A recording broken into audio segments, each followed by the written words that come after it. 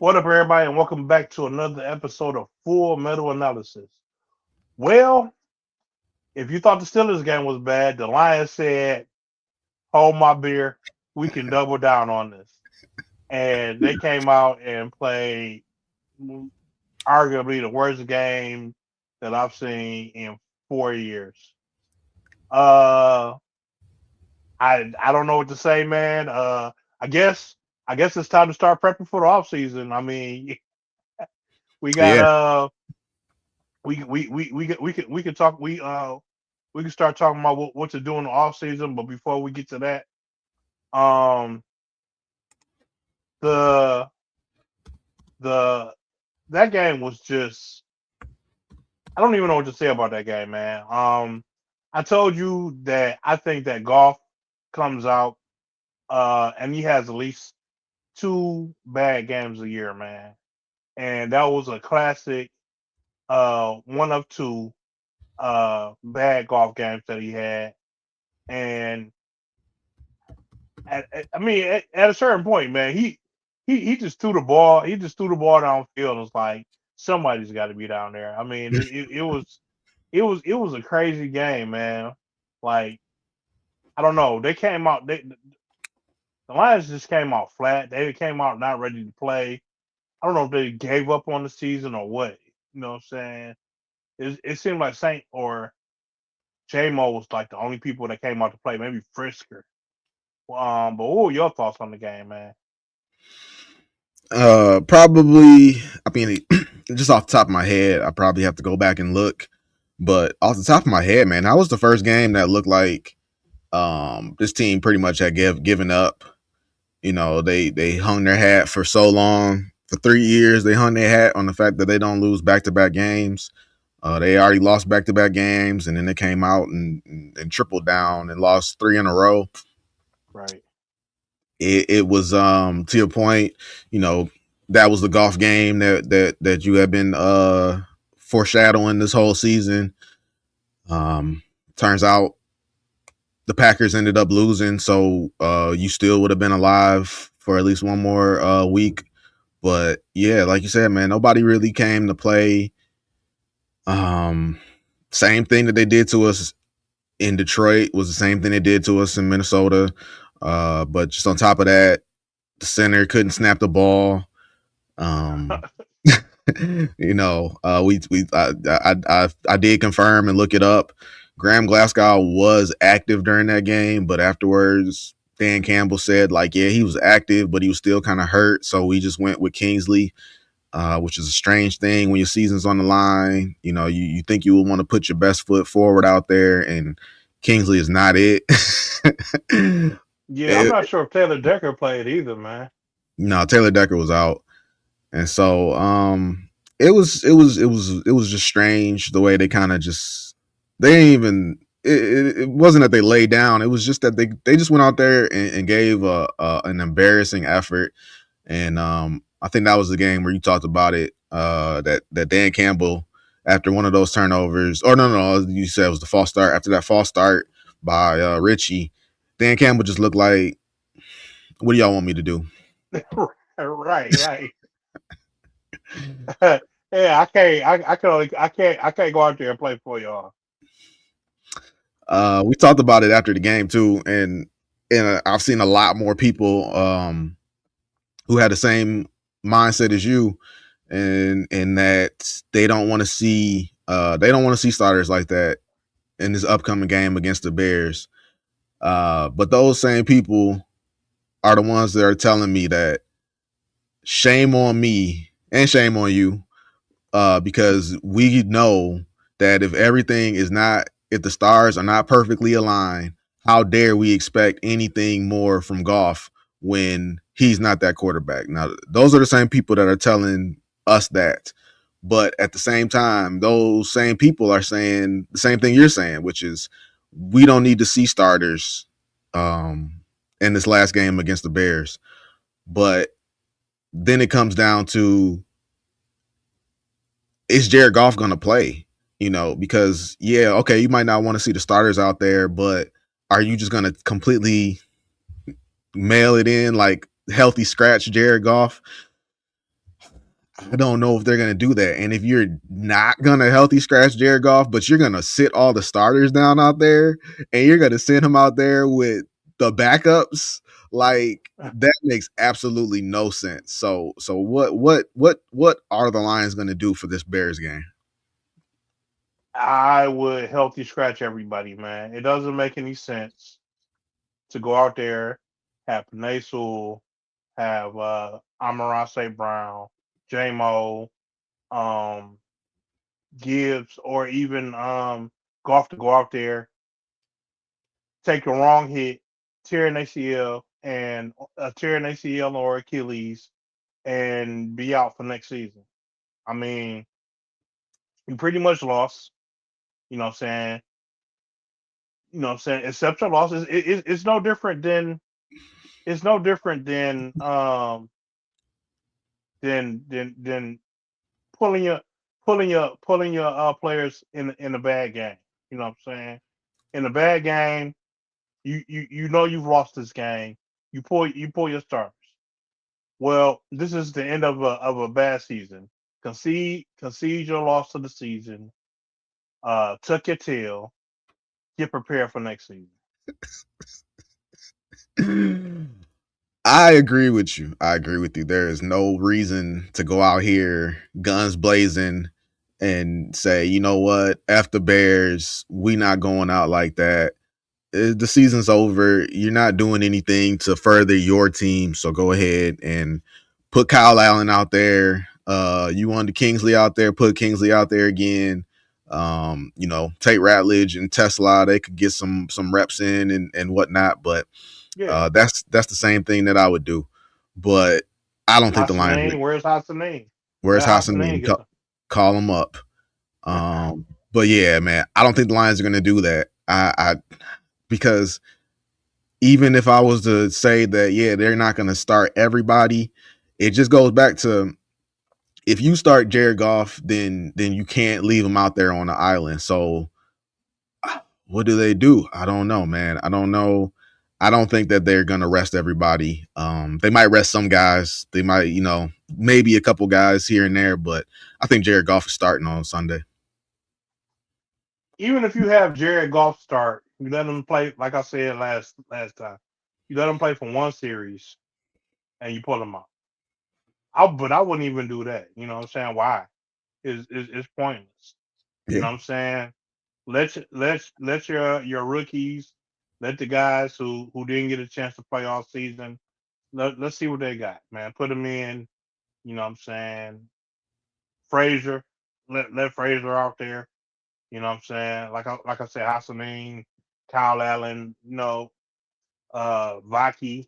Let them go out there and do their thing. Yeah, man. It's, like you said, man, the season is over. I looked at my first mock draft 2 days ago. I'm already trying to come up with the game plan for this off-season plan. Just real quick on that. It's just a lot, man. It's a lot that this team needs.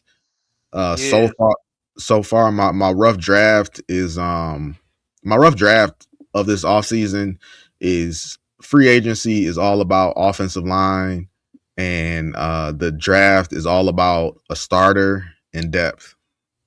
So I would ask you, what is the first move that you will make this off season? Um, would you start getting prepared for the draft, or would you just start looking for offensive coordinator? What will be your first move? Um, yeah, they're gonna the chips are gonna fall. Uh, they're gonna fall in a certain type of way for the Lions as it is, because yeah, you're gonna have coaches getting fired, and then the free Oh, agency window's gonna by open. the way, my bad. I didn't mean to cut you off, but I found out because you had asked. You was like you wondered when Brad Holmes was going to speak to the media, and they said it's usually 2 weeks after the season. Okay, after our season, right? Yeah. Okay. But yeah, you're gonna have your Black Monday where You have a handful of coaches get fired, and so that's your window to start looking for the new coordinator. And you're definitely going to want to have that in place before free agency starts. And then from free agency, you're going to work your way to the draft. Do you Like, have anybody in mind who you would like to see them look at or hire who's available or any uh, prospects? yeah, I definitely prospects as far as coordinators. Yeah. Yeah, no, not really. I'd love to just have it in front of me. Who's available, who you could get. Like I said, a lot of people are throwing out head coaches that they think are going to get fired. You know, you're hearing Mike McDaniel as OC. You're hearing I don't like Kevin Stefanski, but you're hearing that name floated out there. Defensive coordinators, Todd Bowles. You know, everybody's throwing everybody's name. Hell, Aaron Glenn might be back on the market after this year. We don't We can't know. go back. We can't go backwards. But you know, it's you know, I just would love to see who's in front of it, who's on the table, what names are being floated out there. It might be like I don't know. Oh no, that's I do. That's I think Josh McDaniels is the coordinator for New England, but you know, just a hot uh you know, a hot prospect, a hot up and coming name might be somewhere as a passing game coordinator, like who was a passing game coordinator for the Patriots. So, you know, once all the names are available, I might start digging into it. But all I hope, man, is that they like I said before, that this is a nationwide search. It's not somebody we could find from within the organization, and it's not somebody that we used to have ties with. I want it to be it can be one of those guys, but I just want to know that. I mean, I'll never know, but I just want to feel like, you know, they are vetting everybody out and not just people they know. Yeah, I'm with you. When I'm able to, I personally wasn't able to bring myself to get into looking at mock drafts just yet. I probably will be able to now, but after that first loss, man, I'm like, man, it's not even the end of the season, and I'm looking at mock drafts. But anyway, but I will be once more names start becoming available. I will be interested in researching who is available as far as offensive coordinators and um and centers, man, because I know a lot of people think that if Frank Ragnow doesn't come back, which people are throwing out there, which I don't think he is, but if Frank Ragnow doesn't come back, that you're gonna need a veteran center, not a rookie center, not somebody who can be drafted. And I don't know what route they're gonna take, man. I hear a lot of people throwing the Ravens center's name around. I forgot his name.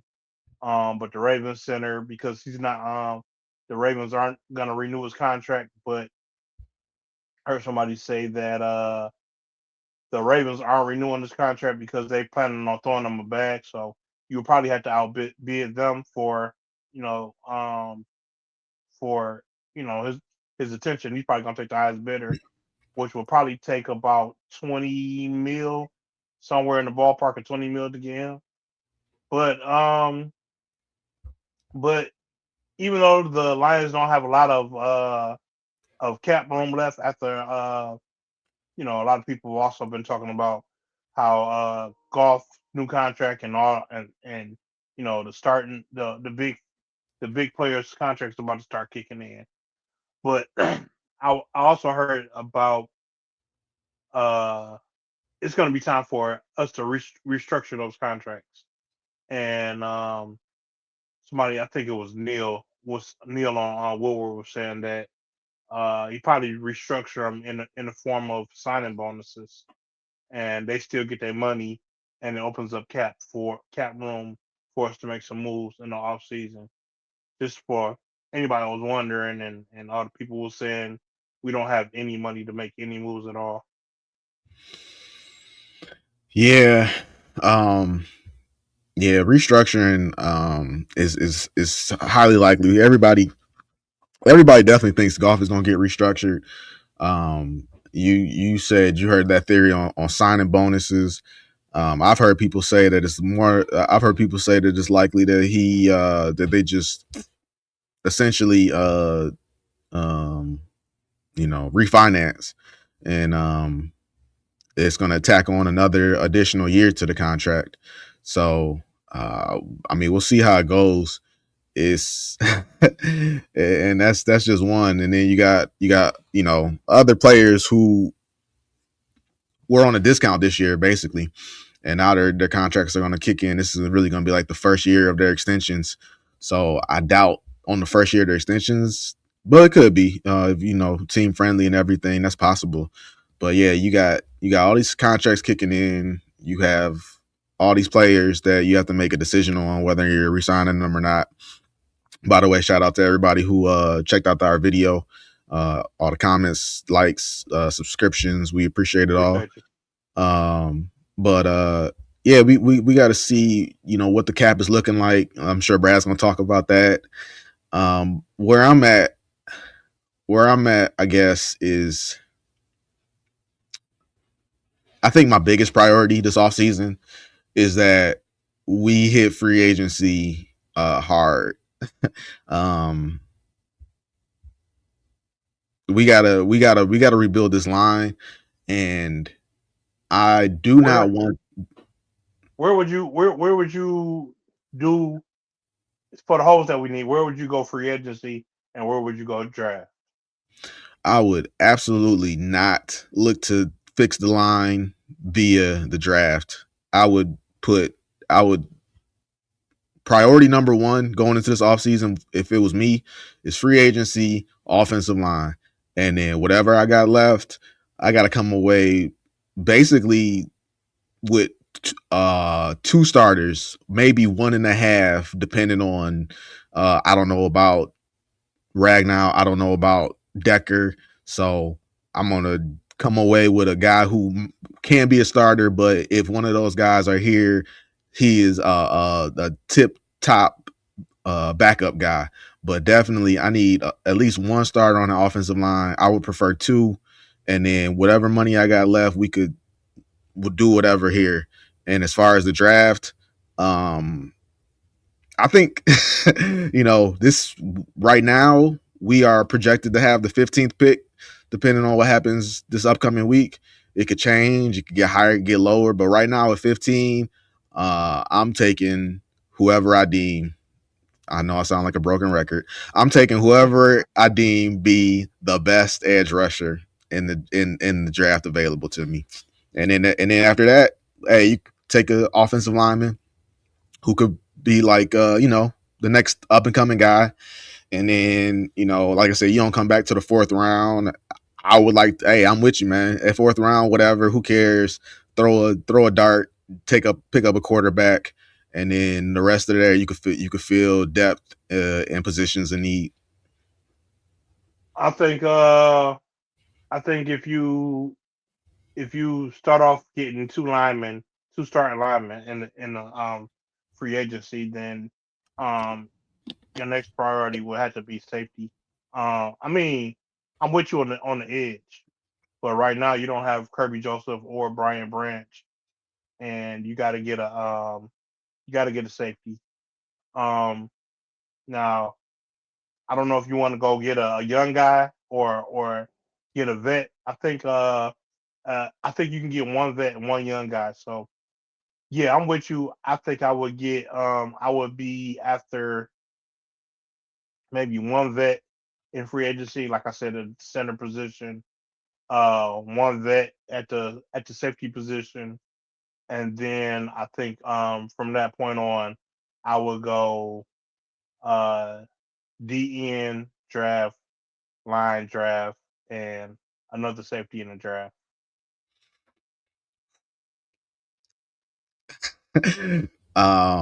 Yeah, I don't feel the same way about safety. I think, um, yeah, that was Branch. So I think that was Branch's rookie year. We had that's when we had CJ GJ, right? Yeah. and we got him for on a 1 year deal, fairly cheap. Obviously, he got hurt, missed the majority of the season, but he was a starter.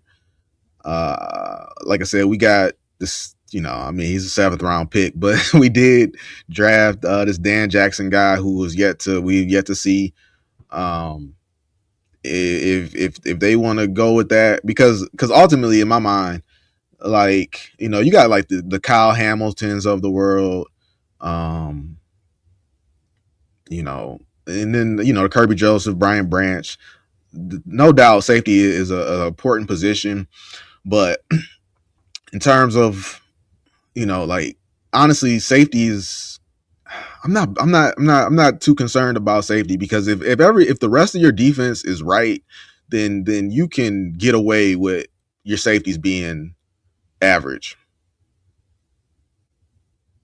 I don't know because I think this year proved differently because our defense pretty much fell to shit when our safeties went out. Um, we sorely missed Kirby Joseph on the field. We were handicapped, but we were holding it together because Brian Branch was still on the field. And then when Brian Branch went out, all bets were off, and it was all over. Um, the defense completely changed. Because essentially when we were healthy, that first those first few games of the season, we were damn near recognized as the top three defense in the league. And then Kirby got hurt, and guys started to go out, and we slowly went from that to one of the worst defenses in the league. So I don't know about that. I feel like um, I I feel like you can you're not wrong. If you do have a strong defensive front, you can make up for it. But I feel like the way that we run our defense, we depend on our back line a lot to make up for some of the things that our D line wasn't doing. Like we did a lot of blitzes.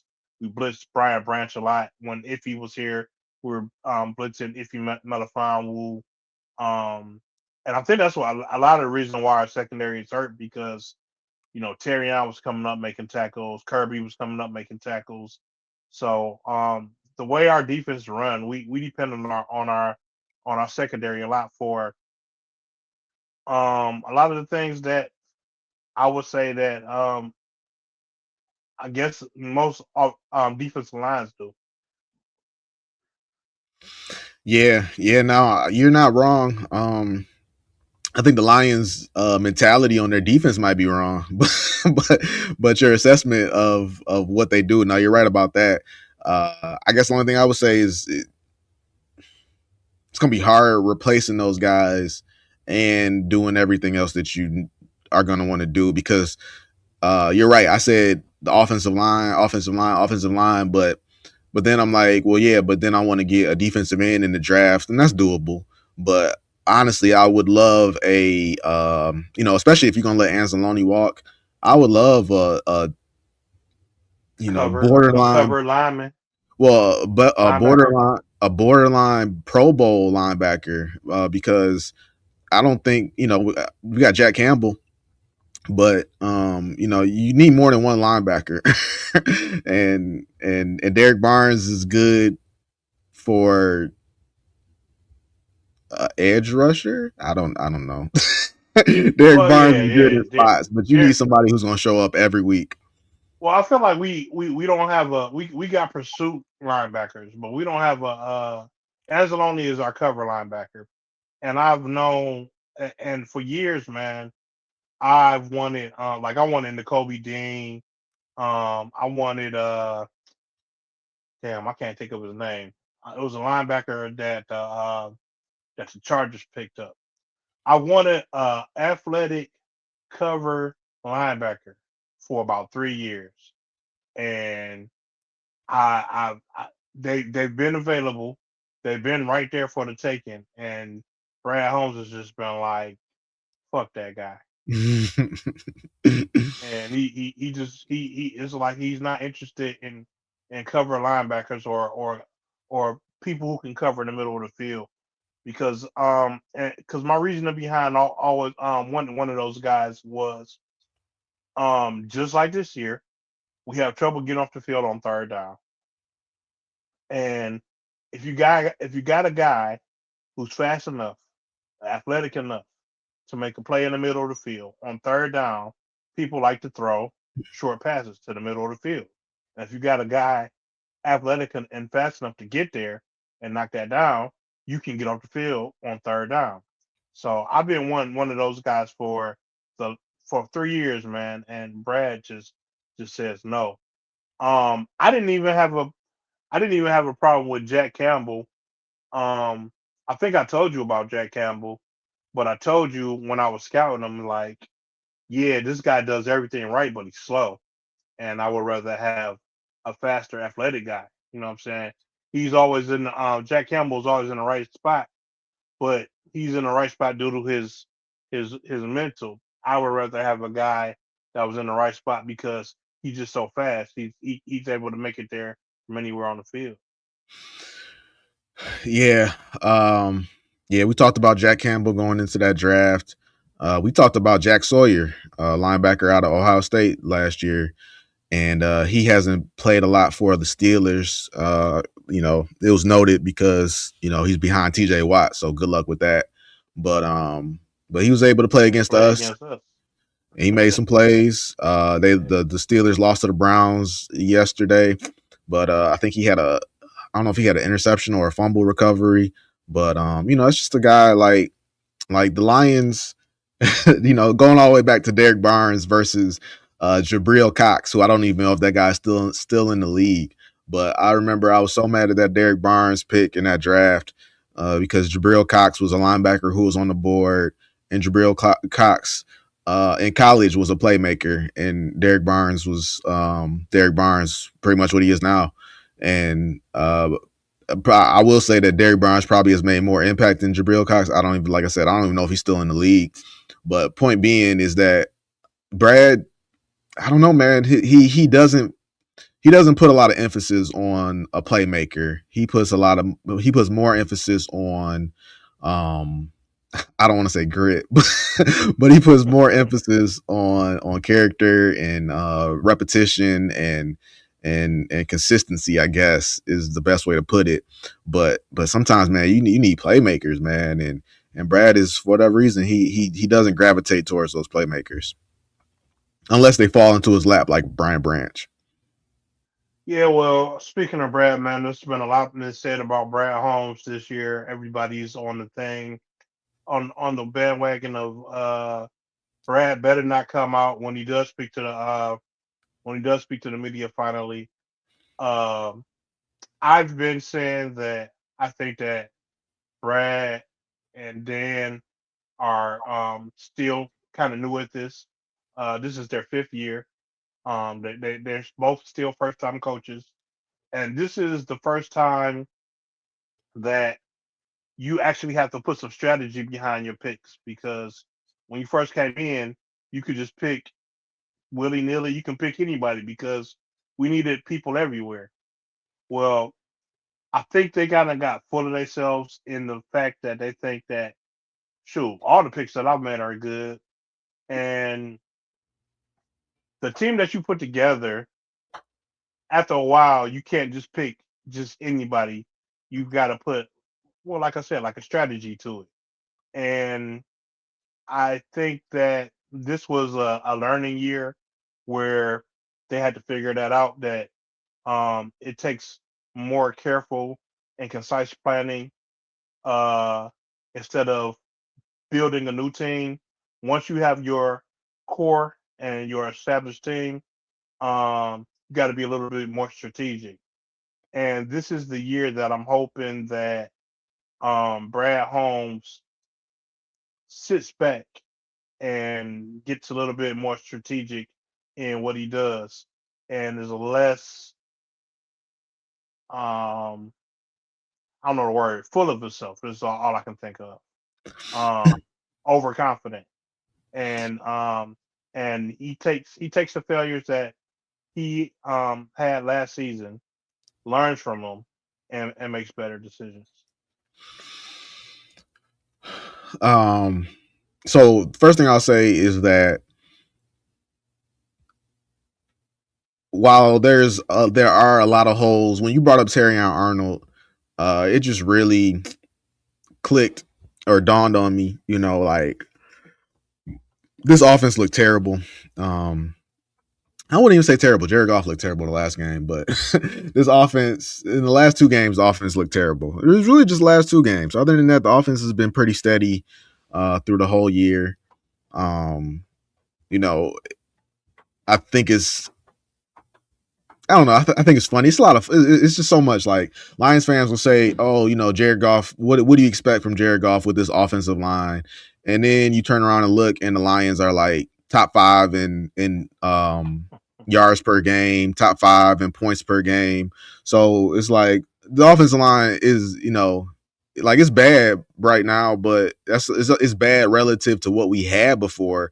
But to some people saying like, well, you could put Patrick Mahomes back here and it wouldn't be much like it's like I don't know That's about that.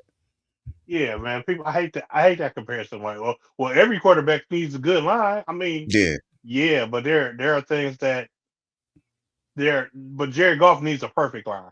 yeah, yeah. And the line has clearly been good enough, like I said, to where you're top five. Jared Goff is top five in every quarterback measurement. The offense as a whole is like top five in points per game, yards per game. So I mean, the offensive line is not terrible like people are making it out to be. And like you said, like when you said Terrion Arnold, it's like, damn, we are missing Sam Laporta, who is a Pro Bowler, Brock Wright, who is a very good backup tight end. We use him a lot. Uh, you know, the center, Frank Ragnow retired. Taylor Decker has been hurt all year. And then, it's just been like a revolving door. So, Panay at the Sewell been beginning, hurt all year. who? Panay been hurt. Oh He yeah, got that. He yeah. got that ankle. So it's just been a revolving door all year on the offensive line, and coming back next year, it'll definitely be more solidified, and you do have an opportunity to continue to be an effective offense, which is essentially what this team is built on. But this whole tenure, we have yet to really figure out the defense. But all that to say, you brought up Neil Rule, and I saw a clip on Twitter, and he went on this soliloquy about how this can be fixed, but the organization, Dan Campbell, Brad Holmes, Lions fans everywhere, everybody is gonna have to get used to the idea of doing something that makes them feel uncomfortable. And now this is only like a minute or two clip. You might have Yeah, I seen watched the that show. huh. I watched that show. Okay, cool. Because I was just about to say he elaborated more on what that meant, but I would love to know your take on what does that look like with. I will just focus on Brad Holmes. What does it look like with Brad Holmes being uncomfortable or doing something that makes him uncomfortable? Or you could talk for Dan Campbell if you want to, or fans, whoever you want. But what does that word uncomfortable mean? Because he kind of left it open ended. Basically, what he was getting to is Brad Holmes is gonna have to cut some people. He's gonna have to make some decisions on people to keep. Basically, we was talking about on the contracts. People to keep, people to cut. Who to pay, uh, spending money. In order, he was basically saying it is salvageable, but in order to get to a salvageable place, you got to make some hard decisions, and and because Brad doesn't like to spend money. Brad doesn't like to spend money. He wants to keep the money in his pocket for a rainy day. But with the holes that we have the holes that we have in this team now and the cap space that we have, you're not going to be able to do that. You know what I'm saying? You're going to have to take some chances. You're gonna have to take some risks, and that's basically who he was. That's basically who he's saying. Uh, he mentioned Dan too, but I can't remember what he was saying about Dan. Not off the top of my head. So every time we so up until this point, it's been a long time too. I haven't been on this bandwagon in a while, but definitely the whole time of the podcast and before the podcast, you know me. I've always been a maximize value type of guy. And sometimes a player's maximum value is not on your team. Sometimes, in order to maximize the player's value, aka Matthew Stafford, you have to give them to another team, and you will receive rewards for making that move. So I There you think go. I think this is not me and you. This is Brad Holmes. I think I Okay. think the ultimate definition of feeling uncomfortable would be Brad Holmes staring down a trade of a guy that he signed, that he drafted and signed, uh, moving him in a trade for substantial pieces. Do you think that would ever happen? Uh, who is the guy? It could be, I mean, anybody, anywhere you see. So if you look across that roster and you see that this position is a bit loaded, you know, like wide receiver, for instance, Isaac Tesla put a lot on tape this year in the very little usage that we got out of him. Could you get something for Isaac Tesla? I mean, you have JMO, you have Khalif, you have Saint. I don't think Khalif. I don't think Khalif makes it past this year. I don't think they bring Khalif back. Well, if you get rid of Tesla, I mean, why wouldn't you bring him back? Yeah, yeah. I don't know. You got to pay Leaf because I think he's coming up on a new contract. Um, I don't know how and expensive Khalif Raymond is be around the league. but Tesla you still have Tesla on a rookie contract.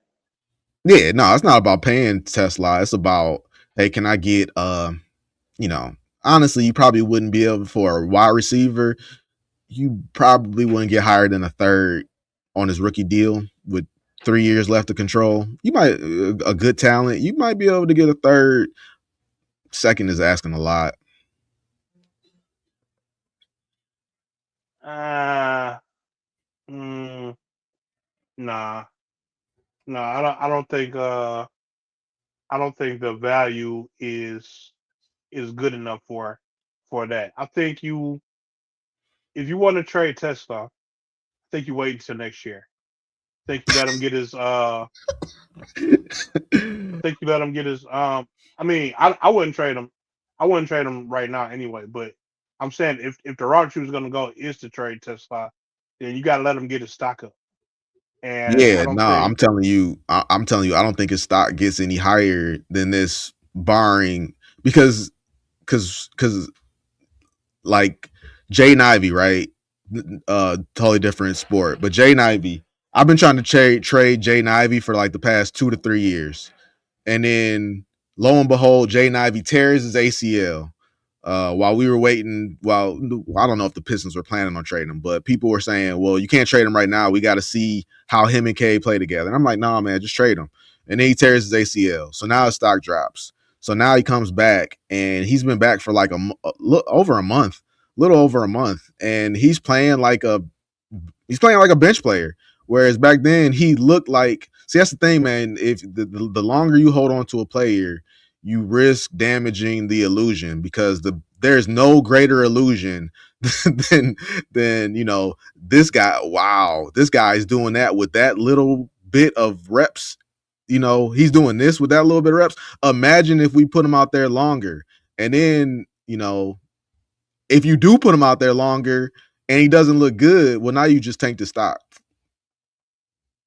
Yeah, but I don't think that's Tesla. From what Tesla has shown, I mean, he got a small sample size of catches, and every time I saw him, besides like maybe one or two drops, man, everything I saw from Tesla was amazing. So I think if you actually have him in the offensive scheme, that he actually does raise his stock because I do believe you're right. I do believe eventually, um,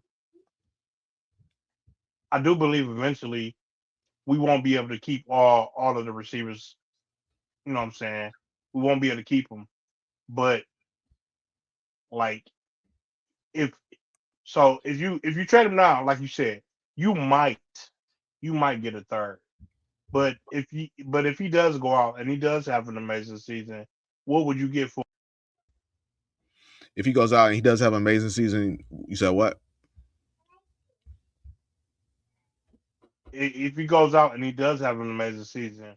What would you get for him then? I got to be honest. When I saw what I saw from Tesla this season, is the exact same thing that I saw from JMO in his rookie year, and that was they don't want to put him on the field.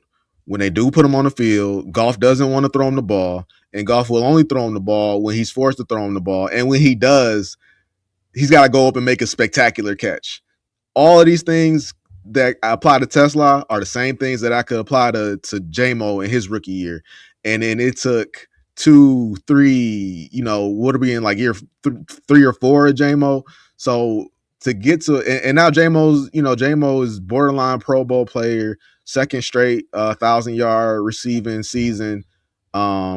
And so Yeah, but Jamo also had a lot of things prevent him keeping him off the field, and that Tesla won't have.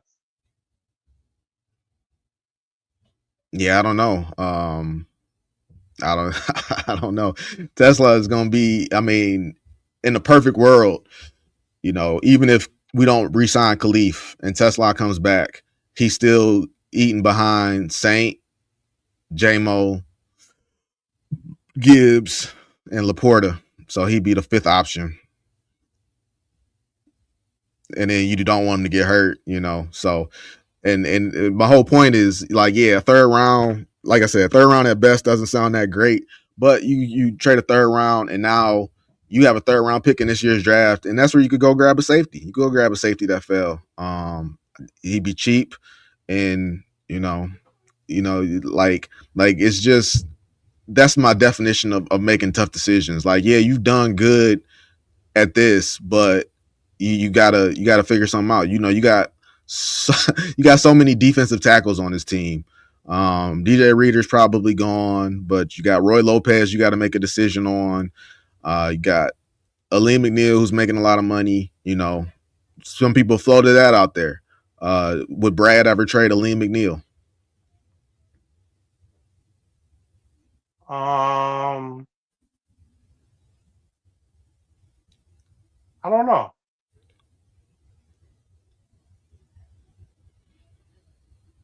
I don't know.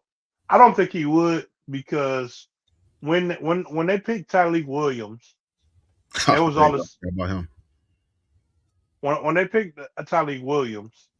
I think it was the Enterprise show. I mean, in the den, they was all excited about having Tyreek Williams and Aleem McNeil side by side.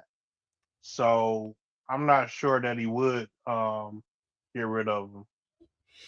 Yeah. So I mean, and I pretty much agree with you. I don't think he's trading anybody, and so when I hear he's gonna do things that make him feel uncomfortable, I disagree with that. I don't think.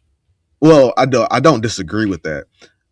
I agree that he should do that, but I don't agree that that's what he's going to do in order to make this team right.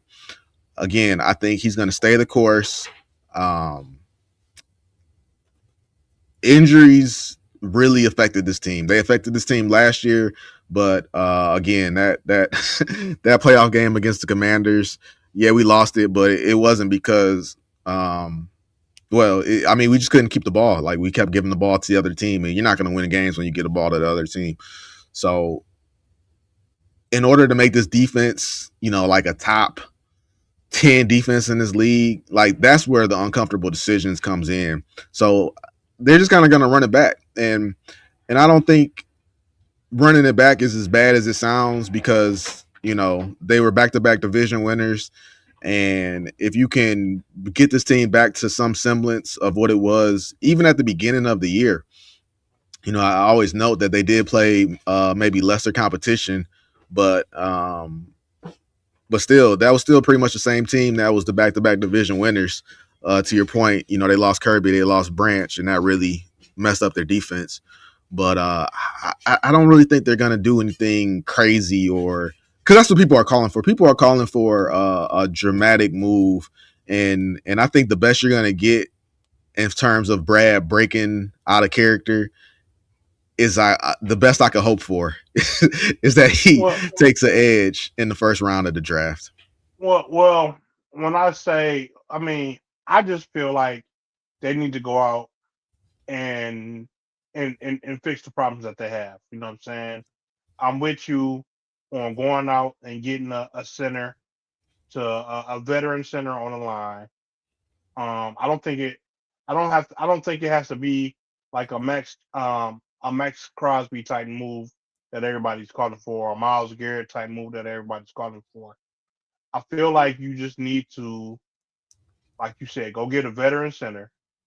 Uh, don't pass up Mike Green in the draft. You know what I'm saying? Find you a safety that's going to be able to hold your defense down. Um, but I'm thinking more so the tough moves are going to have to be like, what are you going to do with Brian Branch? You know what I'm saying? He coming up on a contract year. He tore his Achilles. Do you pay him? Do you franchise him? What do you do with Brian Branch? See, I feel like that's a next offseason move. Because yeah, you could be proactive and make a decision about it, but you don't have to make a decision about it this upcoming year. I thought his contract was this year. Like he's gonna like you're saying like he's going into next year without a contract. Yeah. Like essentially, he's a free agent this offseason. You gotta make a decision to pay him this season or let him go. No, he's got one more year left on his deals. He's right there with he's like you said, Gibbs and Campbell were first round picks, so you got that 5th-year option with those guys. But no, Laporta and Branch, they were both second round picks, so they're both on the roster at least for next year. One more year. So yeah, I don't think Brad's gonna do anything that I'm gonna be like, I'm gonna hit you up like, dog, did you see what Brad? I think he's just gonna play the cards he's dealt, and this is not. Well, I don't think like I said, I don't think it's gonna be I don't think it's gonna be a Miles Garrett type move, but Brad has made moves like that, like the Carlton Davis move. You know what I'm saying? Or you know what I'm saying, getting CJ GJ at the time before he got here, and I mean that was kind of a bigger name. You know what I'm saying? It wasn't the be all name of be all, but it was a bigger name. You know what I'm saying? So um Davenport, even though he was hurt, he did have a kind of a bigger name. You know what I'm saying? So it's like he can make those moves. So I think he'll make a move like that. It won't be like you'll call me up and be like, oh my God, we got Max Crosby now, or you know what I'm saying, something like that. But it will be like a B move, All like a those B guys plus you name, move. all those guys you name had one thing in common, and that was he brought all those guys in on 1-year contracts, and other than Davenport got brought back, but none of them were brought back. Davenport shouldn't have been brought back, but they weren't brought back. And they were just like discount moves that he could make. And then once they proved that they were still good, well, but CJ is still out here doing his thing. But I mean, to me, those moves are just Brad Holmes doing his job. And I don't I talk a lot of smack about Brad Holmes, but I don't think he's a bad GM. So I he's doing his job when he brings those guys in, but rarely do you see him make a real deal. Like I keep saying, it's crazy that the only real deal he made in free agency was David Montgomery, I don't even know what David Montgomery was here on. He got extended though, but I want to say David Montgomery had like a 2-year deal, and that's before we knew what we had in Gibbs, and then that was before we even drafted Gibbs, honestly. And then we brought DJ Reed, and that was a miss as it stands right now. But everybody else, man, was just like. But at the time, it wasn't. At the time, it was a big move. I remember everybody was excited about DJ Reed. I wasn't. I wasn't. I was pissed. I was pissed that you saved $4 million to bring in this outside guy who played for the Jets. Opposite of Sauce. Play for it was Jets. It was Jets. He was opposite of Sauce. That was his thing. How you talk about Terrion was opposite of Kool-Aid. DJ Reed was opposite of Sauce, and he was, he got whatever. DJ Reed. I'm thinking you said DJ Reader. Oh no, yeah, DJ Reader. I didn't like that move either. Didn't like that move either. And a Reader was what, 2 years? Yeah. Yeah. No, 3 years. He meant 3 years. Yeah, man. So when But that was a big move when they got him. I remember everybody was excited about DJ Reader. DJ Reed, everybody told me he was the same as Carlton Davis. So, you know what I'm saying? And at the time, the Jets were supposed to be a formidable defense. Well, we found out that wasn't the case in these last 2 years, but they were at one point the best defense in the league.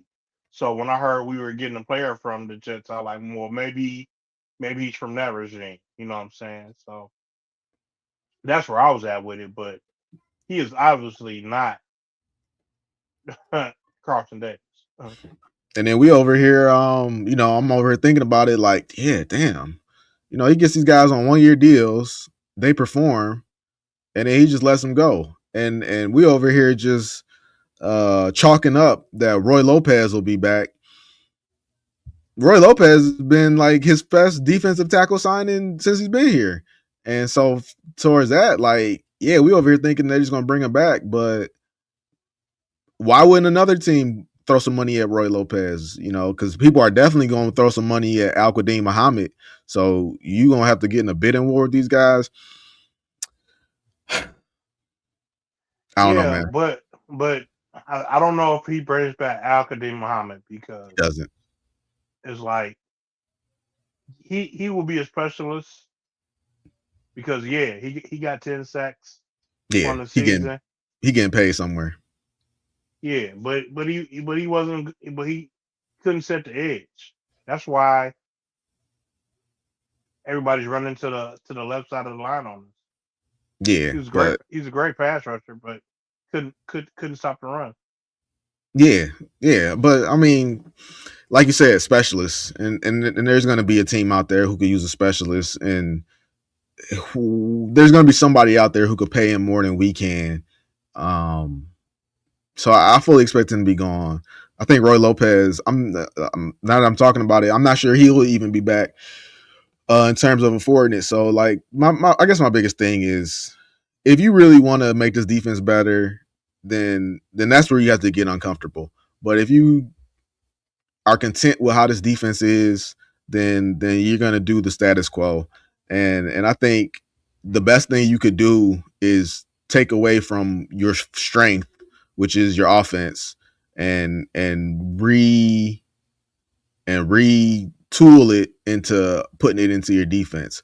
But I don't think they're going to do that. So we'll see what happens. But we an hour in, man. You want to get into bet it up? Yeah, we could knock that out real quick.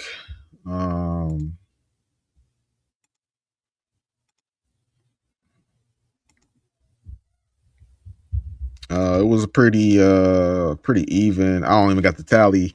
I don't even got the tally together, but it was a pretty even week, pretty good week. Turns out All we the didn't prize games. we didn't differ on a whole lot. uh, First game of the week was the Dallas Cowboys taking on the Washington Commanders. We were Yeah. both on the Cowboys. Cowboys end up winning 30-23. Commanders were getting 7, so this game ended up being a push. Hmm. Uh, Looked like a pretty entertaining game. Like I said, I didn't get a chance to actually watch it. I don't think I've seen no football this week. I watched a little bit yesterday. Um, I'm some always at work, dog. ugly games, man. It was some ugly games. Next game of the week, we had the Detroit Lions traveling to Minnesota to take on the Vikings. Vikings were at home. They were getting they were getting 7.5. We both took And they were getting points. we both took the Vikings, and Vikings ended up winning the game. I just took it because just the Lions had not been reliable, and it turns out that was the right way to go. Yeah, I got nothing. Next up, we had Denver Broncos taking on the Kansas City Chiefs.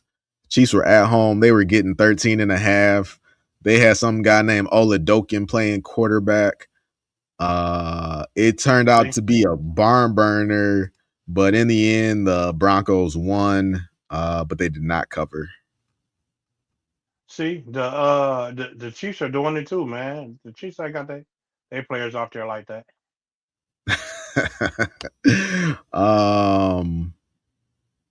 Yeah. I mean, their quarterback, both both their quarterbacks are hurt, so you don't got to worry about them getting their quarterback hurt. Their third string. Houston Texans traveled to LA to take on the Chargers. Chargers were at home. They were giving 1.5. Reluctantly, I took the Texans. You took the Texans. Welcome to Uh, our side, man. it, Hey, hey, let that feeling soak in and get used to it. it was an ugly game. CJ Stroud did his part in trying to give this game away, but as usual, the Texans defense held their end of the bargain, you and always the gotta Texans. you always gotta take away credit from CJ Stroud, man. I just tell the It's truth, cool. man. Texans win. Texans end up winning the game, covering. Um, Next up, we had the Baltimore Ravens versus the Green Bay Packers. Battle of the backups. Full disclosure, I did not know that Jordan Love was going to miss this game. I made this pick thinking Jordan Love was going to play. Malik Willis went out there. Apparently, he had a good game. He's got people over here talking about he's a free agent. People talking about, hey, somebody should sign Malik Willis as a starter. But the better backup, They should. Tyler Huntley, that guy, that guy knows his offense like the back of his hand. People, they had the gall to ask Matt LaFleur if there was a quarterback controversy between Malik Willis and Jordan Love after a loss. He said, obviously Jordan Love is our guy, but the real question should have been them asking John Harbaugh, are you going with Lamar Jackson or Snoop Huntley? Wow. No, Lamar Jackson is clearly the answer, but somebody should sign Malik Willis somewhere, man. That guy, that guy is a good quarterback, man. He's being let down by the team around him. Next up we have the Seattle Seahawks traveled to Carolina to take on your Carolina Panthers, who were at home, and they were getting 7. I think my reasoning on this game was that this just felt like a game for bad Bryce Young to show up, and boy, did bad Bryce Young show up. Bryce Young on the day, 14 completions on 24 passes for a whopping total of 54 yards and 1 interception. Wow. Did he show up? Sam Darnold did not have a great game either. He had 147 yards and 1 touchdown, 1 pick. But man, at least Bryce got into the end zone on the ground. 27 yards, 1 touchdown on the ground. But yeah, Seahawks dominate the Panthers 27-10. Ooh. Pittsburgh Steelers traveled to Cleveland to take on the Browns. Something that we didn't factor in. I mean, would it have made a difference? Probably not. I don't know if you factored in. I didn't factor it in. But Pittsburgh is without DK Metcalf for this game and the next game. Might have helped. I forgot about that. Yeah, it might have helped yesterday because they went out there and they lost to the Browns 6-13. Yeah, it makes a difference when a quarterback doesn't have anybody to throw to. Yeah, it really does. Signed Caleb Williams. We'll get there.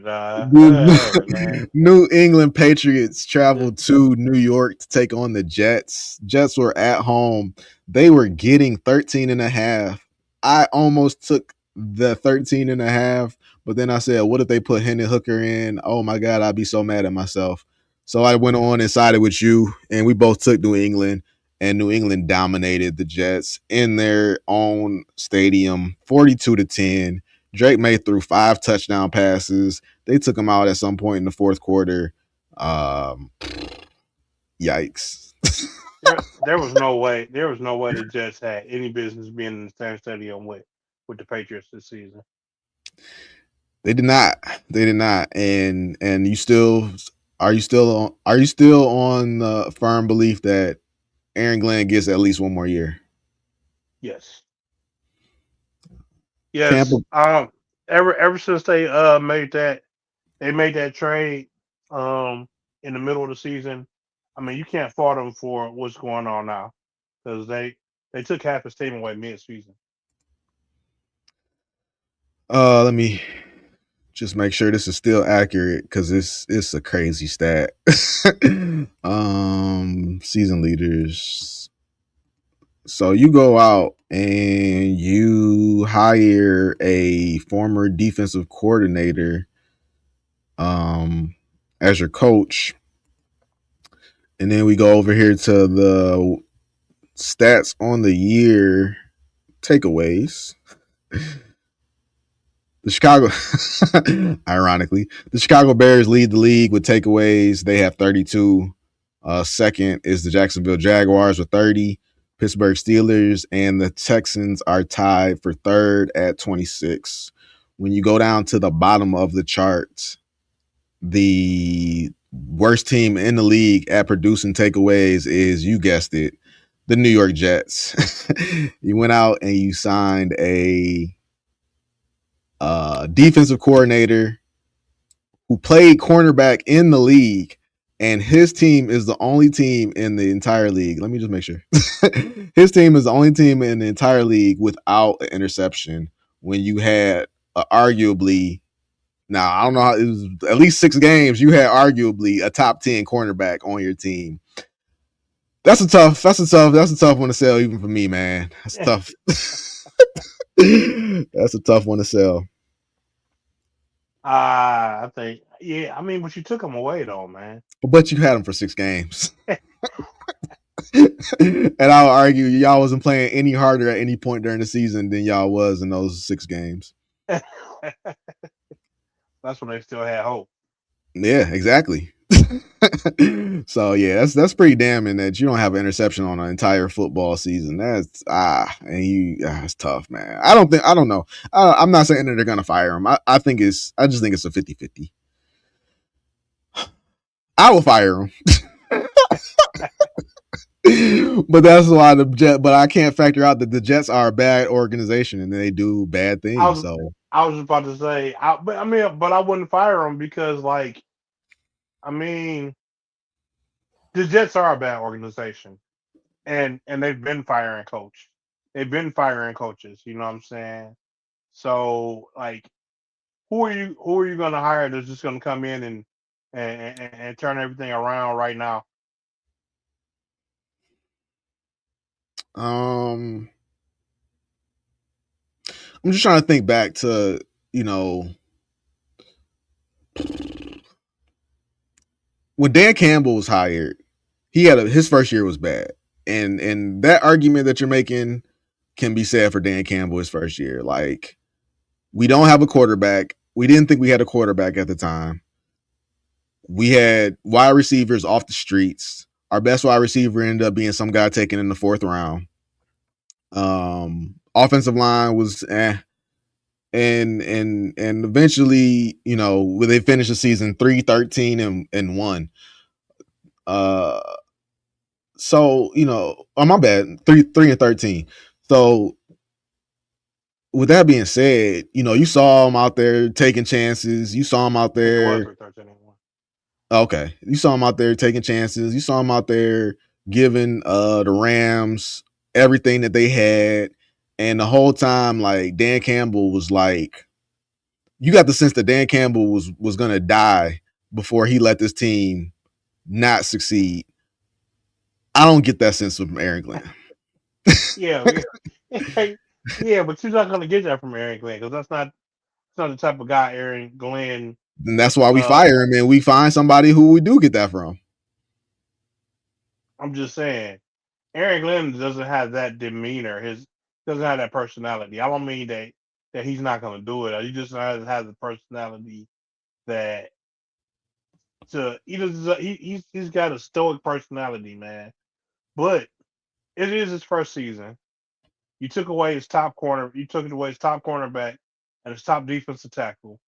You got plenty of picks in return for him. I mean, let's see what he can do with them picks. Sure, we can see what he can do with them, but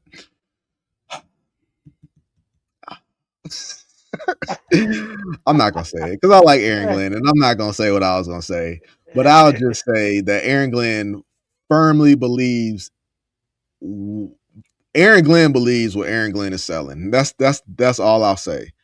Now I don't know if it's right, but I'll just leave it at that. That he does believe what he's saying. I just don't know if it's right. That's the best. That's the nicest way I could put it without slandering Aaron Glenn. They got to get a quarterback, man. I was rooting for Justin Fields, but you got to get a quarterback that can throw the ball. See that right there, man. I mean, I'm gonna let it go, but again, not only do you not have an interception as a defensive coordinator brought into a head coaching position, but you did have a quarterback, and you pretty much told him that don't let the door hit you. So then you can't turn around and tell me, well, we didn't have a quarterback. We did have a quarterback, Aaron. We did. You told us that he wasn't right for this locker room, though. Yeah, I did tell you that. And I was right too. But you'll see. You'll lost.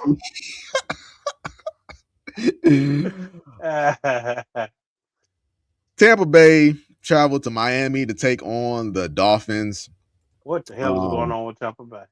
Oh my God, what is going on with Tampa Bay? I mean, we saw it when Todd Bowles got up there and told you that this team is falling apart, but we just continue to give them the benefit of the doubt, and they continue to show us that this team really is falling apart. Quinn Ewers, in his second career start, went out there and beat you. Yeah. Enough said. I mean, you said it. You said it all. That sentence explains itself. Next up, we got the Arizona Cardinals travel to Cincinnati to take on the Bengals. I told you if the Arizona Cardinals ain't getting double digits, I'm gonna up that ante. They need to be getting 2 touchdowns minimum, and then I'll think about it. They were getting 7. I'm like, what are they supposed to do with this 7? We both took the Bengals, and the Bengals mollywopped the Arizona Cardinals, Mollywop is the correct word. 37-14. That is What we got? crazy. What we The got next? the Cardinals have no one Nah, nah, they don't. They really don't. until next year when Just just a, Marvin Harrison Jr. makes just a his bunch of breakout debut. no. You had it. They got a bunch of overrated talent on that team. The Cardinals do. Marvin They're gonna get Harrison. they're gonna get a quarterback next year, and he's gonna have a breakout year. Yep. I pulled up the chart real quick. Arizona receiving stats. Leader.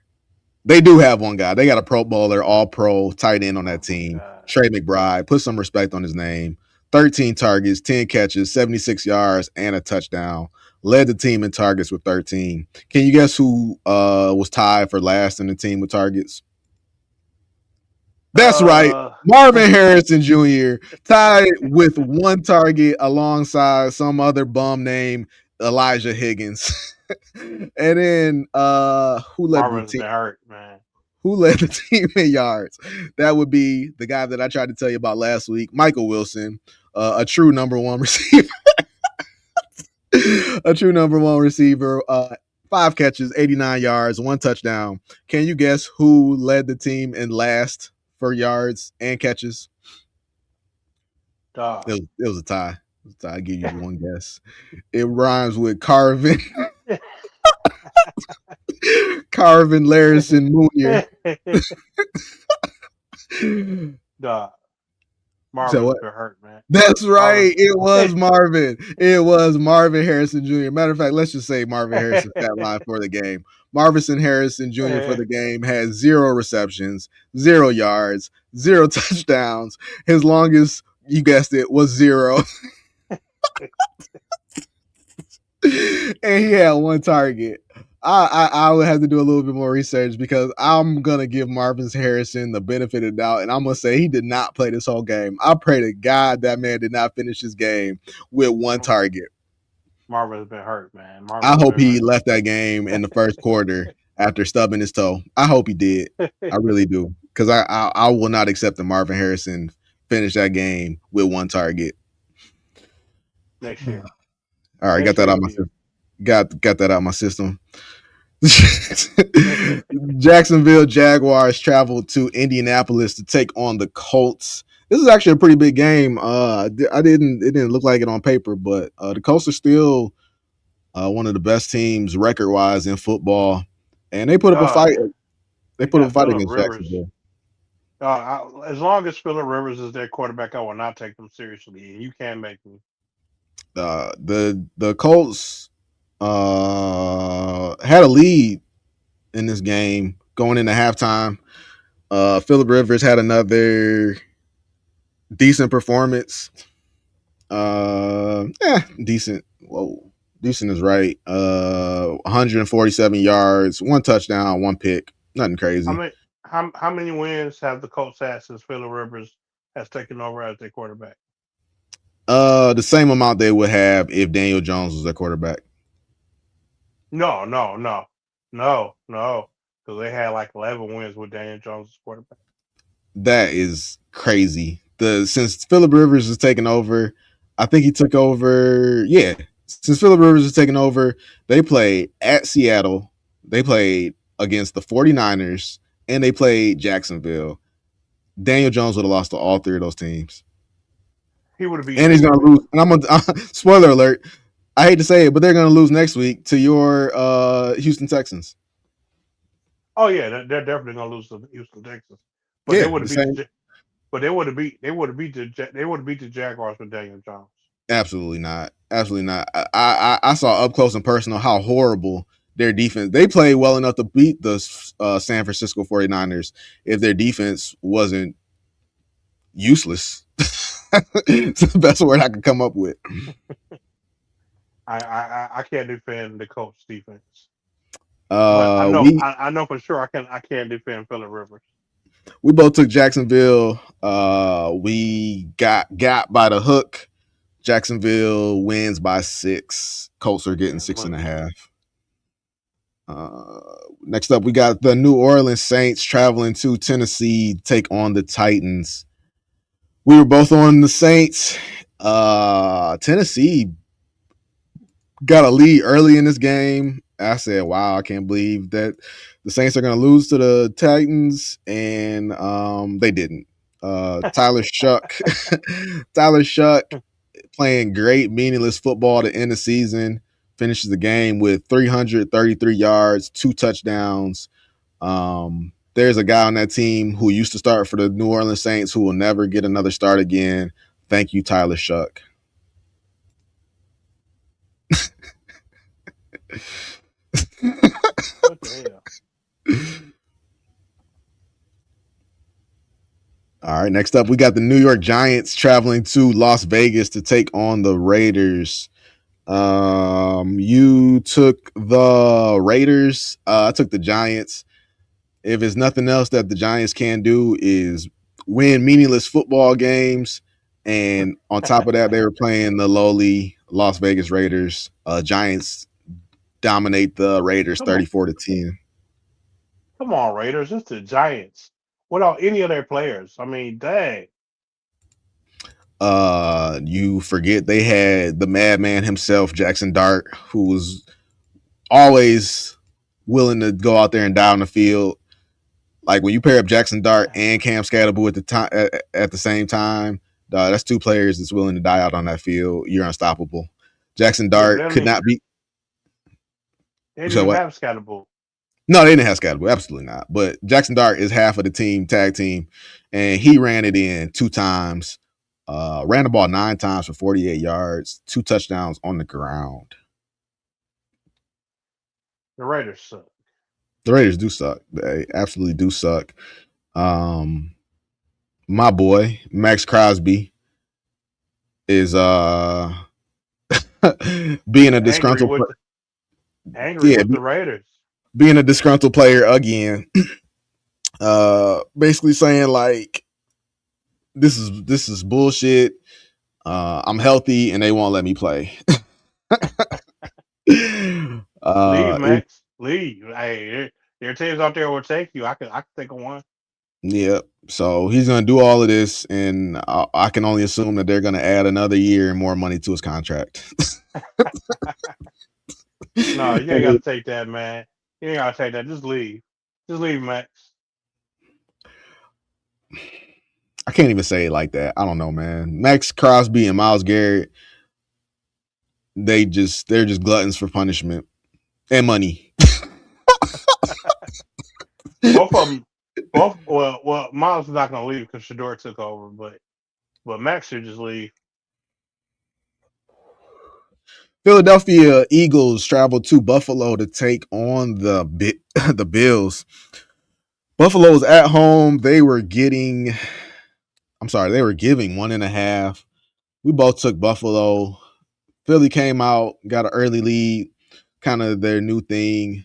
They get an early lead in the first half, and then Jalen Hurts doesn't do anything in the second half, which is the exact opposite of the Bills.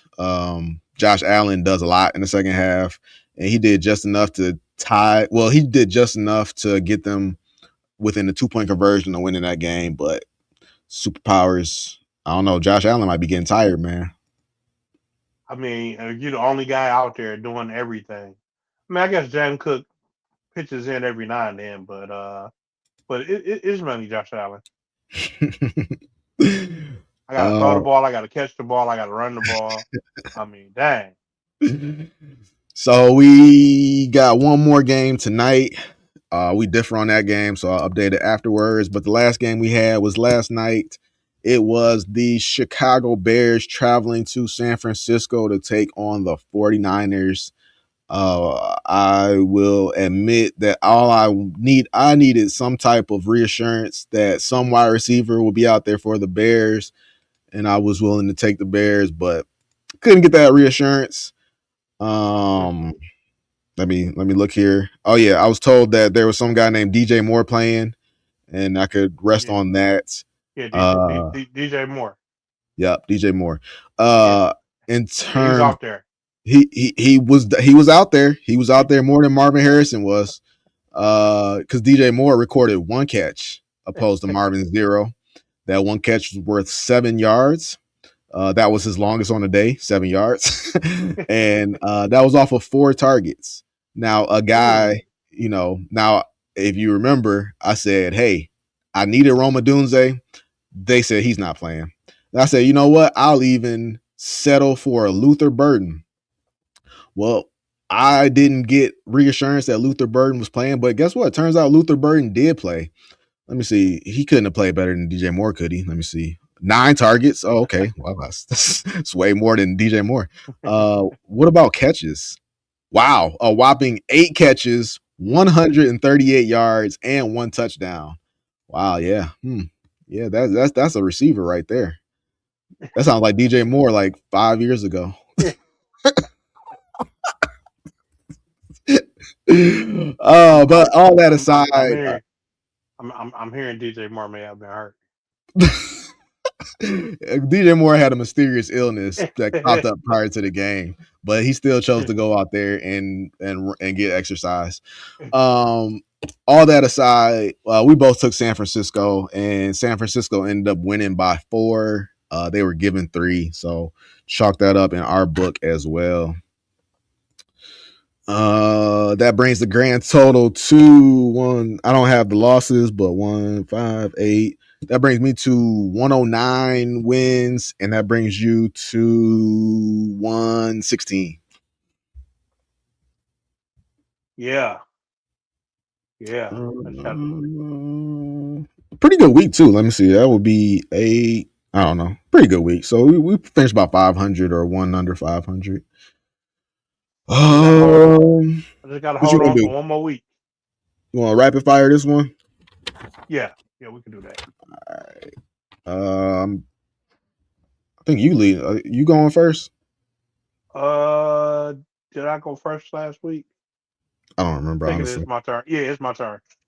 All right. So we got this game tonight. Like I said, we already got our picks for that. You have the Rams. I have Atlanta plus 7.5.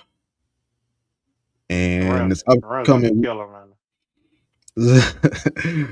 Definitely don't listen to us on these picks. This is probably the earliest we've done it, and it's the last game, so we don't know who's playing.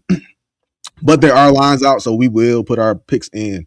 First game of the week, your Carolina Panthers traveling to Tampa Bay to take on the Buccaneers. Buccaneers are at home. They are giving 2.5. I already said it last week that I was picking the Buccaneers.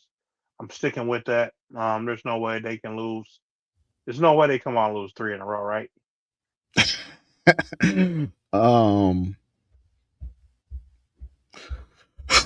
The Tampa Bay Buccaneers are telling us who they are, and we refuse to listen. Well, this week, I hear you, Tampa Bay. I see you, and I acknowledge you are a loser.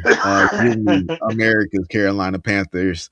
First division victory in like what? It hadn't really been that long since McCaffrey was there, I think. America's. I just need Bryce to throw over 100 yards, and we got the win. It's not asking too much, is it? No, Bryce got to get. Bryce is like, he's like, I'm just playing too good. I got to get it out of my system, and he got it out of the system, man. 54 yards. Bryce gonna kill it this week. Man, Baker got to do something, man. Where's the Baker I was seeing at the beginning of the year? Cooked. And he got Mike Evans back, and he got Godwin. I was looking at their stats. He's got all his receivers back, man. They got to do something. Seattle Seahawks traveling to San Francisco to take on the 49ers. This game might as well be a pick 'em, but if you really want it, the 49ers are getting half a point.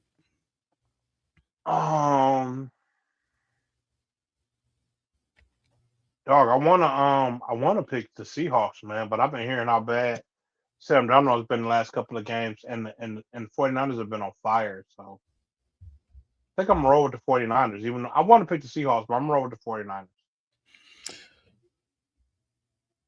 49ers have been on fire, and Sam Darnold has been playing bad. And last game of the season, pressure on not ideal Sam Darnold conditions. Give me the 49ers. The Jacksonville Jaguars are traveling. I'm sorry, Jacksonville Jaguars are at home. They are hosting the Tennessee Titans, giving 11 and a half. Oh, Titans easily. You taking the I mean, Titans? not the Titans. I mean the Jaguars easily. My bad. Okay, yeah, no, I'm with you. Yeah, come on now. This is division week, man, rivalry week. Dallas Cowboys are traveling to New York to take on the Giants. Giants are at home. They are getting 5.5. Oh man, I wish I had a coin I could flip. Uh, I'll take the Cowboys. I don't think it matters. That I think it depends on who has the ball ass or something like that. Yeah, I'm with you. This is gonna be an ugly game, but Jackson Dart doesn't know that they're eliminated, so give me the Giants. um, Green Bay Packers are traveling to Minnesota. Wow. Green Bay Packers are traveling to Minnesota to take on the Vikings. Green Bay is getting 6.5. Getting 6.5. Yeah. Green Bay is getting 6.5. Yeah, I don't know if they're benching people. I don't know if I guess they're locked in as the number 2 seed in the division. I don't know. Like I said, this is a Monday. This is a Monday picks for next week. So,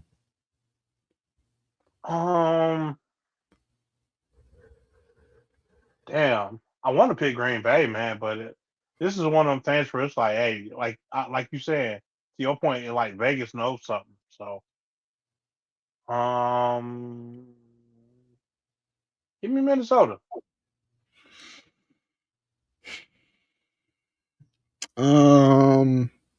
all I can say is that all in my mind, all that means is, ooh, I already wanted to pick Green Bay though. yeah. Minnesota. Malik Willis left that game at the end. He came back, but they never got the ball back. So I don't know if they hold him out. I don't even know if they have another quarterback on that roster. How long is But Jordan Love out for? I don't know, but I'm assuming he's not playing in this game. So he actually, They asked Mike LaFleur, who was the emergency quarterback, and I think he said at this point it's Josh Jacobs. let's find out what's going on here. Malik Willis. Who's Malik Willis? We return or by Fleur looking to pump the brakes. Malik Willis commit. 3 other standout lost. Huh. All right. I don't know. F it, man. I'll take the Packers. Indianapolis Colts are traveling to Houston to take on the Texans. Texans are at home. They are giving 10.5. Damn. I'll take the Texans, man. Oh damn, 10.5. Shit. That's right. CJ Stroud got to throw the ball. I'll take the Texans. Damn, 10.5.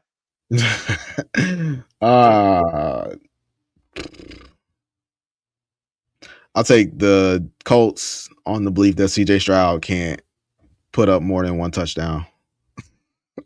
Of course, Phillip Rivers could always get a sacked fumble in return for a touchdown or a pick six. Those are in the cards too. But come on, Phillip. Phillip Rivers versus the best defense in the AFC. I'll take my chances. He's seen it all. Phillip Rivers has seen the New England Patriots. New England Patriots defense. He lost to them. He lost to them too, but still. Cincinnati Bengals are hosting the Cleveland Browns.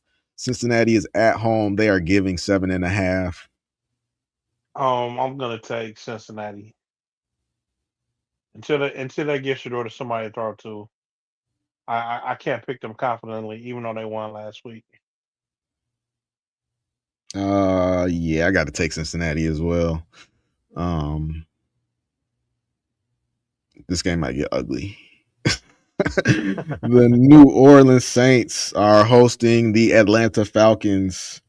Falcons are at home. They are giving 2.5. The Falcons can win that game.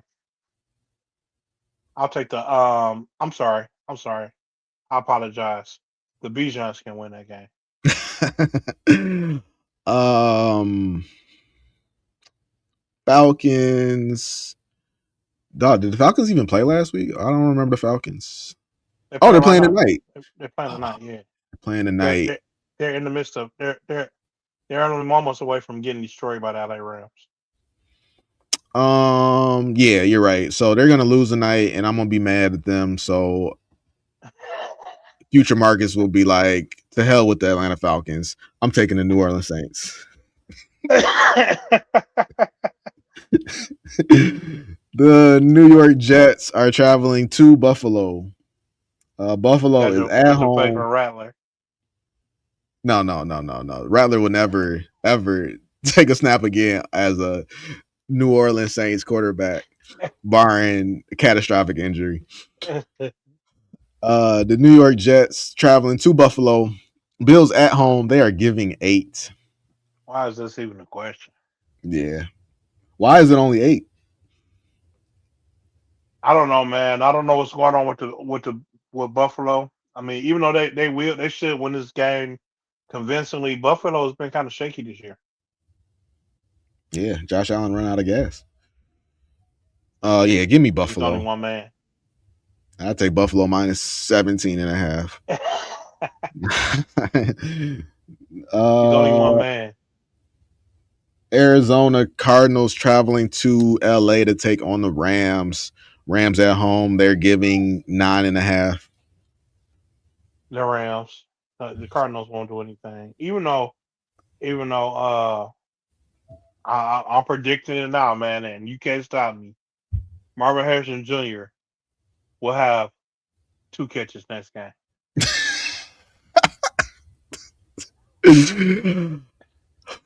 over under 2, over under 1.5 catches. Man, he's got to redeem himself, man. I think he does have a breakout game and does get those 2 catches. That's what I'm saying. Yeah. It's going to be like his season. Way to give me something, man. Yeah, man. It's going to be like a season high. 2 catches. No, that's not a 13 season yards. High. It's not a season high. The Detroit Lions traveling to Chicago to take on the Bears.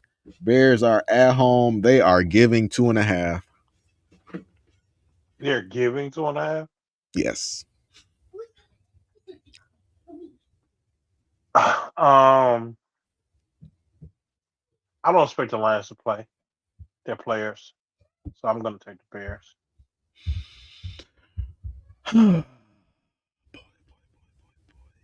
Oh my goodness. I think it is more likely that the Bears don't play their players, and I'll take the Lions. Hold on, wait. Yeah, because the Bears lost. Yeah, so the Bears lost like yesterday, knocked them out of the 1 seed. So yeah, I'm gonna take the Lions. The Bears got to win, right? No, Bears have the NFC North wrapped up, and in order to be the 1 seed in the NFC, they would have had to win their last 2 games, and they lost last night. Oh, okay. The LA Chargers are traveling to Denver to take on the Broncos. Oh my God. The Broncos are at home. They are giving 11.5. Damn. Right. What's up with these lines? They giving 11.5. The Chargers. Yes, the Chargers. Those LA Chargers. Like, you sure you say the Titans or no, the LA Chargers? I don't know. I don't I take know. the Chargers with 11, man. That's easy. That's easy work. um, God, I can't even do it, man. I got to take the Chargers. Like, Denver never beats anybody by like, let alone a touchdown. You want me to give 11 and a half? Yeah, no, I probably should take the Broncos, but 11 and a half is crazy. 11.5 is crazy. Miami is traveling to New England to take on the Patriots. Now this makes sense. Patriots are at home. They are giving 10 and a half. I will take the Patriots. The Patriots are not to be played with. I too will take the Patriots. Kansas. Now here's two teams you can play with. Kansas City Chiefs are traveling to Las Vegas to take on the Raiders. Oh wow. Raiders are at home and they are getting 5.5. The Raiders suck. I'll take the Raiders 2 weeks in a row. I'm taking your approach. Fuck the Raiders. They kick rocks, man. Give me the Chiefs. Every time I take the Chiefs, they put in a new quarterback, and I will not stand for it anymore. I know Geno Smith is going to turn it over, but I know he'll be out there. Give me the Raiders, which is completely crazy because maybe Max Crosby petitions hard enough, and they put him in. Max Crosby, this is the one game that Max Crosby could single handedly win, and they're not going to play him. Is absolutely Raider organization behavior. Play him for what? Dog. Collect your check. Collect your check and go home. Get ready for next season. Dog. What's the worst that could happen? He gets hurt. Max Crosby gets hurt. You can still trade him. Put Max Crosby out there. That man want to play football. Washington Commanders are traveling to Philadelphia. Hey, guess what? Huh. If they do play Max Crosby and he gets hurt, he's prime market on the trade market for Brad Holmes. Washington Commanders are traveling to Philadelphia to take on the Eagles. Eagles are at home and they are giving 7.5. Yeah, the Eagles are gonna take that easily.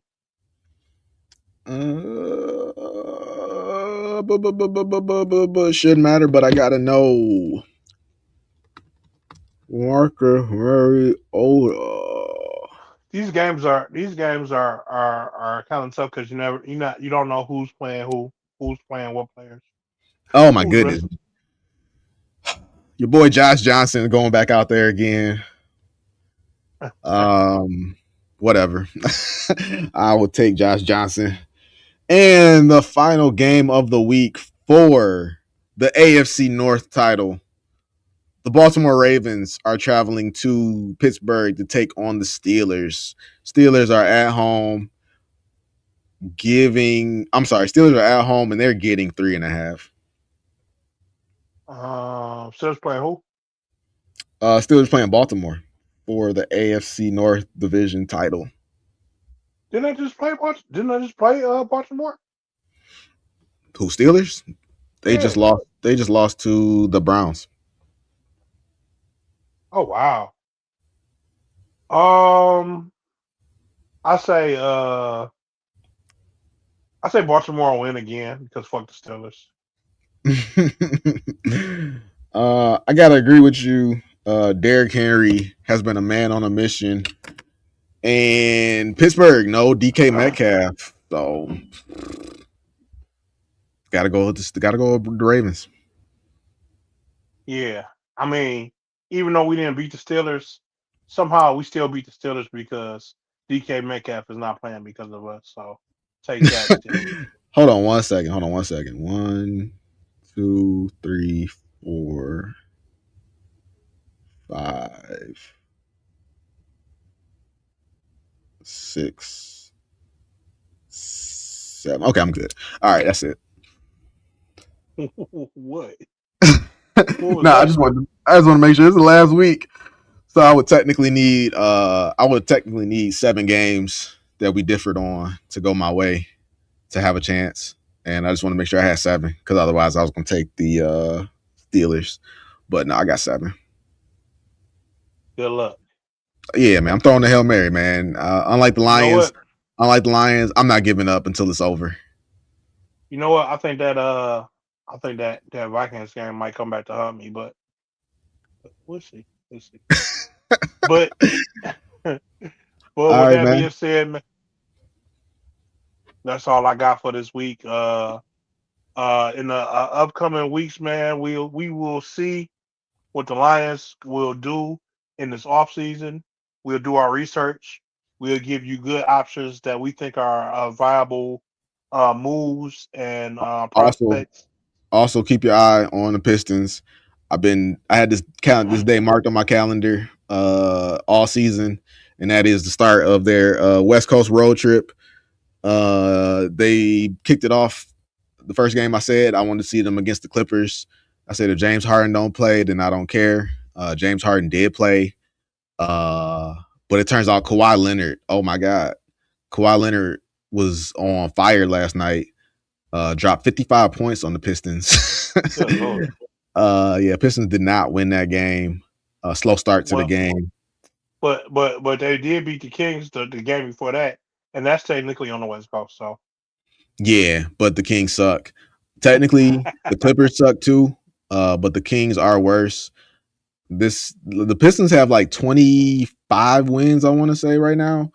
The going into that game, the Clippers had 9. wow. Uh, yeah, but like I said, James Harden and Kawhi Leonard have missed a lot of season.